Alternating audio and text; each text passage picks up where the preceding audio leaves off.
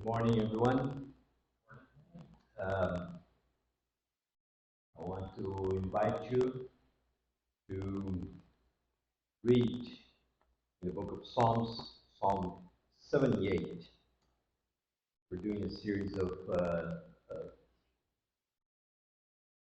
meditation on the Psalms. And the topic that I chose for our message today is how to raise a God-fearing generation. Jenny, my wife, thought this topic is a little audacious. But I think the psalm suggests us how we raise a generation that is God-fearing. It's doubtful if we can successfully do this all the time. In the history of the people of God shows us that, no, many times this is not possible. But at least the psalm is going to give us some orientation for that. It's a long psalm. I'm going to read only the first 8 verses. I may refer to other verses also. Give ear, O my people, to my teaching. Incline your ears to the words of my mouth. I will open my mouth in a parable. I will utter dark sayings from of old, things that we have heard and know, that our ancestors have told us. We will not hide them from their children. We will tell to the coming generation the glorious deeds of the Lord and his might, and the wonders that he has done. He established a decree in Jacob and appointed a law in Israel, which he commanded our ancestors to teach their children, that the next generation might know them, the children yet unborn, and rise up and tell them to their children, so that they should set their hope in God and not forget the works of God, but keep his commandments. And that they should not be like their ancestors, a stubborn and rebellious generation, a generation whose heart was not steadfast, whose spirit was not faithful to God. Amen. We tend to like good stories, happy endings, stories of heroes, or stories that brings out the good things on people. As a matter of fact, the Bible is full of stories, and of good stories. And some stories, sometimes we're not sure what they're doing there. But there are a lot of stories. And normally we tell stories to make a point, to teach something, or to show how to do something, or show how not to do something. We like to tell stories. But normally we're not strictly interested in the facts of what happened. Well, not all people. At home, we tend to get stuck on the details sometimes, and the facts, and start the discussion, how things happen. Until someone asks, what's the point? So we like to remember stories to make a point, get the idea, or to learn something. It's interesting that the book of Psalms is full of prayers and songs, and there are a few psalms that are what we call historical psalms, and this is one of them, Psalm 78. And like I said, it's a long psalm. And we have a few others similar to that, 105, 106, 135, 136, and so on. And these psalms, they celebrate the glorious deeds and wonders of the Lord from the past. And they challenge each generation to put their trust in the Lord.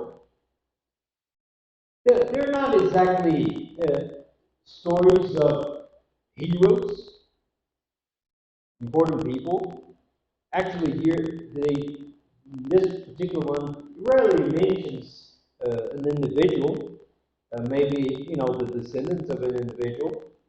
Um, and And sometimes when the biblical stories tell us about some important person, character, it doesn't tell us only their good qualities.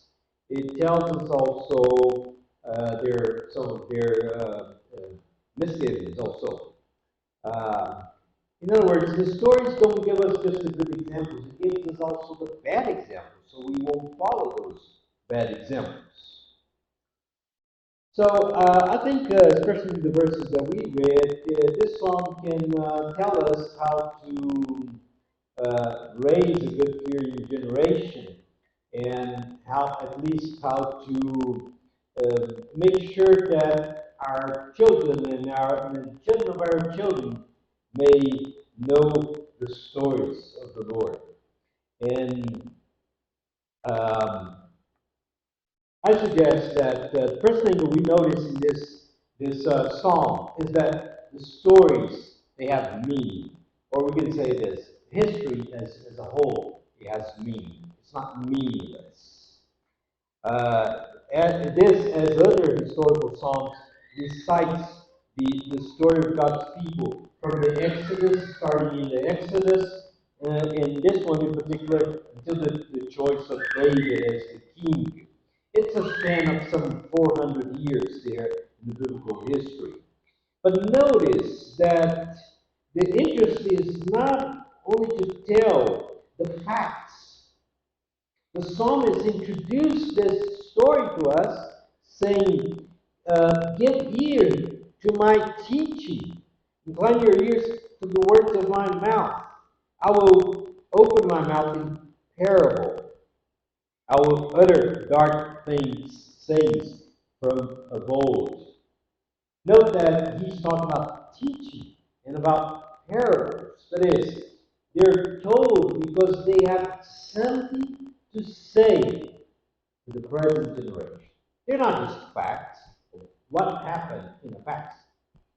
Well, they're based on the facts of what happened in the past, but to say something, there's a teaching. It's like taken as a parable, as a story to be taught, repeated, so that we may learn something from it. There are lessons to be learned. So that's the first thing about telling stories, is that the stories have meaning. There's a phrase that it's attributed to the German philosopher Hegel. Says the only thing that we learn from history is that we learn nothing from history. In other words, we read the history of our people, of the nations, of the modern world, and we keep making the same mistakes. We don't learn from the mistakes of others. Seems like we have to make our own mistakes. Even then, sometimes we don't learn. So the purpose of these stories is to teach us something, and perhaps to keep us from making the same mistakes. So the interest of the Bible and the history and the stories of old is on what they can teach us. So just look at this verse.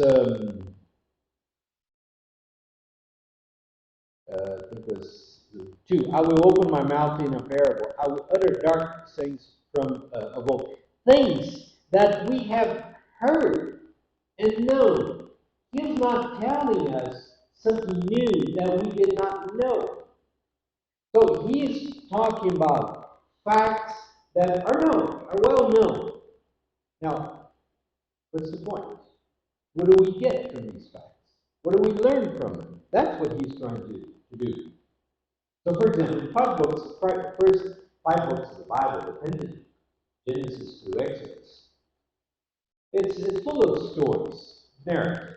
narrative of Abraham, Isaac, and Jacob, and before that Noah, and Adam, and so forth. And there are also commandments, and laws, and instructions, and so on. All this is called Torah.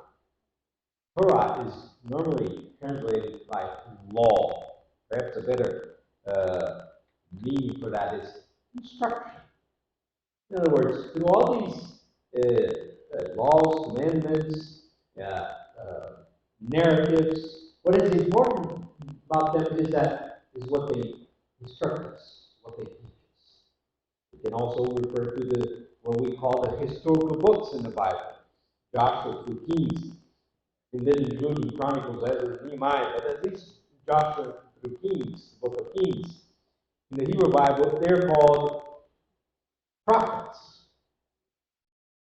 Because it's not about the facts, it's about what the facts are teaching, what the facts are telling us.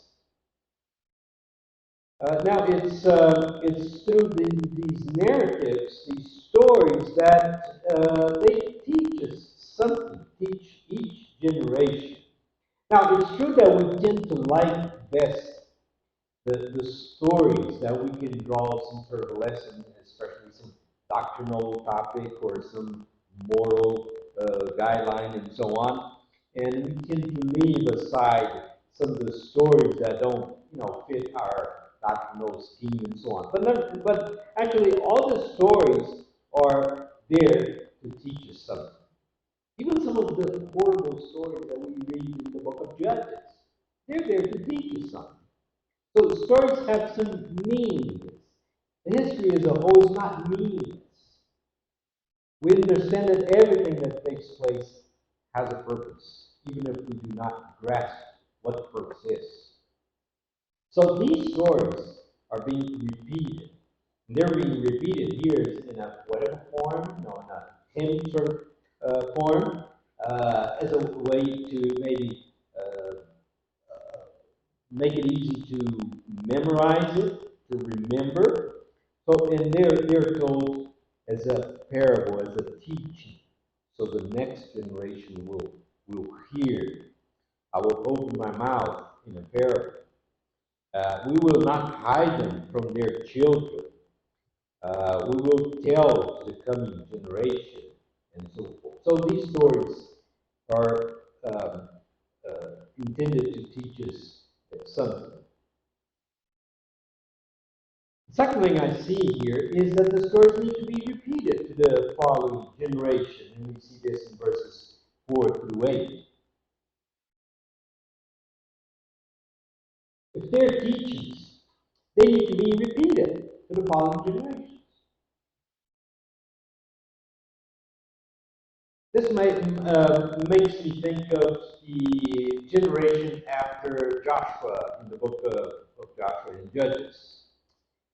In the book of Judges, it says that Joshua was the successor of Moses. After Moses died, Moses took the people out of Egypt, and after Moses died, he leaves Joshua in his place. And Joshua is the one that led the people into the promised land. They crossed the river, Jordan River, with the people, and he let's say, conquered the land. He took the land, the promised land, fulfilling God's promise that he was giving Abraham and his descendants the land, and the land of Canaan. And Joshua was this important leader, was a successor of Moses, and took the people into the land. Now, Joshua died at the age of 110 years. And that whole generation was gathered to their ancestors. And look at this. And another generation grew up after them who did not know the Lord or the work that he had done for Israel. What happened to that generation? Book of Judges says what happened to them. The Israelites did what was evil in the sight of the Lord and worshipped Baals. And they abandoned the Lord, the God of their ancestors, who had brought them out of the land of Egypt. They followed other gods from among the gods of the people who were all around them, and bowed down to them, and they provoked the Lord to anger. We are talking here about the third generation. The generation that left Egypt died in the desert. Remember? Their children entered the land with Joshua, and they died. Joshua died, and that whole generation. Well, the second generation died. Now the third generation, the grandchildren of those who left Egypt, abandoned the Lord. It says in the book of Judges that they did not know the Lord or the work he had done. It seems like it takes 2 to 3 generations for people to abandon the Lord. What I see here is when it says that they did not know the Lord, is they did not acknowledge the Lord. They probably knew something about the Lord, but they did not recognize. I would say they did not confess. But what is even worse, because it's not that they heard the stories, but they chose not to believe. Sometimes this happens. The parents, we teach our children, we teach the ways of the Lord, we tell them stories, we read the scriptures, and they grow up and they choose not to believe. But apparently, this is not what happens here. They didn't confess, didn't acknowledge the Lord. But not only that, they had not heard the stories.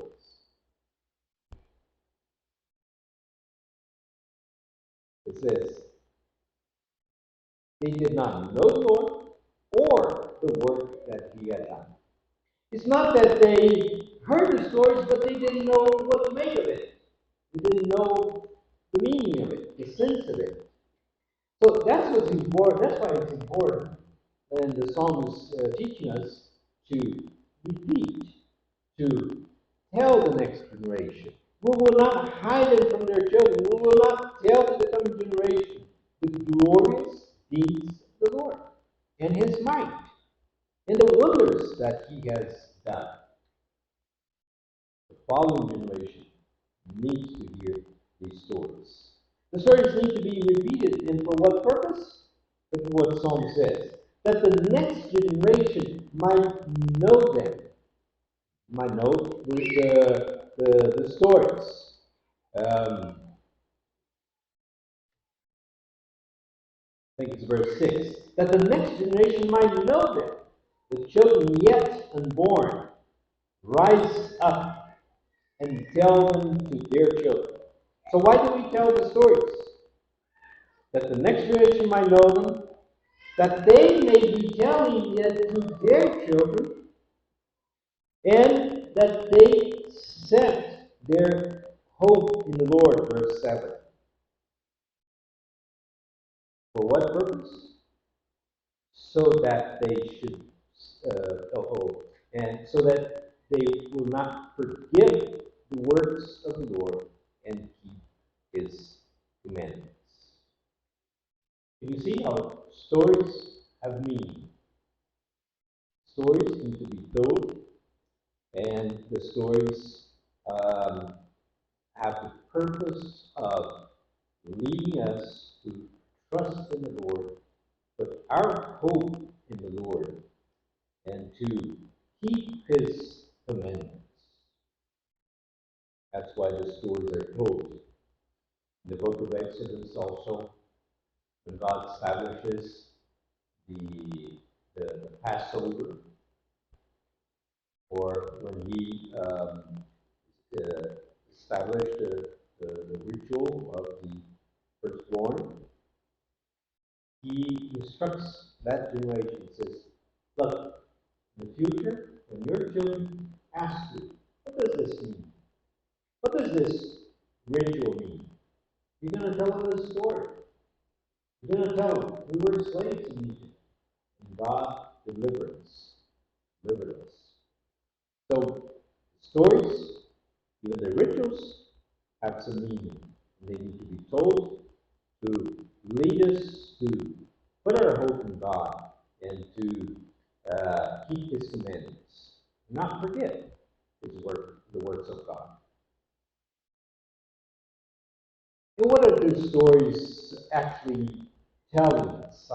In this psalm, I can see that these stories reveal two fundamental truths. Interestingly, they are not stories of heroes, at least not of our types of heroes. The heroes in the Bible are not all powerful. They're not Superman, Batman, and so forth, and Spider-Man. In a sense, all the stories point to our human wickedness and wickedness, in contrast to God's faithfulness and grace. And this is what the psalm is telling us. And the psalm does this in a beautiful, marvelous way. I think verses 32 through 39 summarizes this idea, and I'm going to read these verses. Verse 32, Psalm 78. In spite of all this, and he also told, he has telling us all the stories of failures to this point. He's not telling the stories of Superman, great examples, success, and so on. He's gathered many stories of failure. Okay, so here in 32, he says, in spite of all this, they still sinned. They did not believe in his wonders, God's wonders. So he made their ways vanish like a breath, and their ears in terror. When he killed them, they sought for him. They repented and sought God earnestly. They remembered that God was their rock, the Most High God, their Redeemer. But they flattered him with their mouths. They lied to him with their tongues. Their heart was not steadfast toward him. They were not true to his covenant. Yet he, being compassionate, forgave their iniquity and did not destroy them. Often he restrained his anger and did not stir up all his wrath. He remembered that they were but flesh, a wind that passes and does not come again. Can you see the picture? A rebellious generation most of the time, and when they were in a hard situation, they called for God. They remember God. They remember God was their rock. But next thing, they flatter him with their mouths. They lie to him with their tongues, and so on. These people, they deserve God's compassion, God's forgiveness, and instead of destroying them, God was once again compassionate, and he restrained his anger. Can you see what's the meaning of these stories that we hear in the Bible? They're, in general, not big stories that, would make a great movie with a happy ending in the sense that the humans are superheroes and they can solve all problems, everybody's problems, and so on. No, there are two fundamental truths about these stories. First is, we're humans, we fail. We need God's grace. It's amazing The stories told here are not exactly the stories of success. They're stories of rebellion, of lack of understanding. But they teach us. And that's how they teach us. And what the psalmist is trying to teach us is no, we should not be like our ancestors. You know, he's referring to those probably during the time of the desert or during the time of the judges. And um, where does it say, verse 8? And that they should not be like their ancestors, a stubborn and rebellious generation. Generation Spark was not steadfast, whose spirit was not faithful to God. So he's actually trying to teach us through a negative example. We should not be like that. We should not be like that generation. So they teach us to put our trust in the Lord. But the fact is, we fail as humans. We do not meet the purposes of God many times. Even then, maybe that's the audacious aspect. Even then, we need to tell stories. So the next generation will put their trust in the Lord. And the second fundamental truth about these stories is that it reveals a gracious God. In a sense, in all biblical stories, God is the sole hero. There are no human heroes. Even if the stories say great things about David, actually this psalm ends with David, and actually it ends with the good side of David. It says that David, God chose David um, uh, and took him from tending the nursing ewes. He brought him to be shepherd of his people, Jacob, and of Israel, his inheritance. And with upright heart he tended them. He guided them with skillful hands. Yes, many times these stories tell good things about President David, Abraham, about Moses, about and so on. But the interesting thing about if you go through the narratives in the Bible, you're going to see that even David, you know, these stories do not hide their misgivings, their mistakes, their errors. So when David was on top of his, you know, kingship, and he was doing well, he was conquering a lot of land and so on. He was becoming very powerful. He was doing super. You could maybe, if you were telling a good story, maybe you could skip chapter 12%, which tells about his sin, his adulterous sin, and some others that will appear along the narrative. No, these stories don't hide.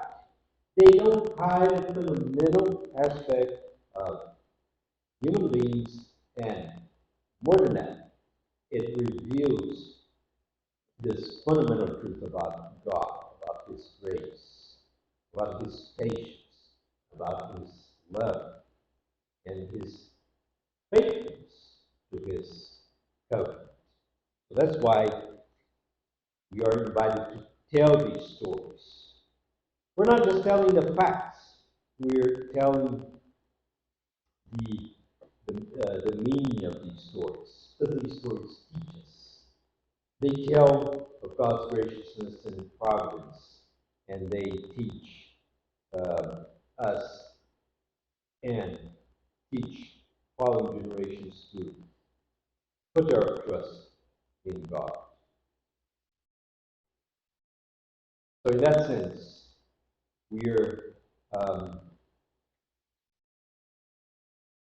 learning how to tell the following generation, our children, the children of our children, how to trust in the Lord.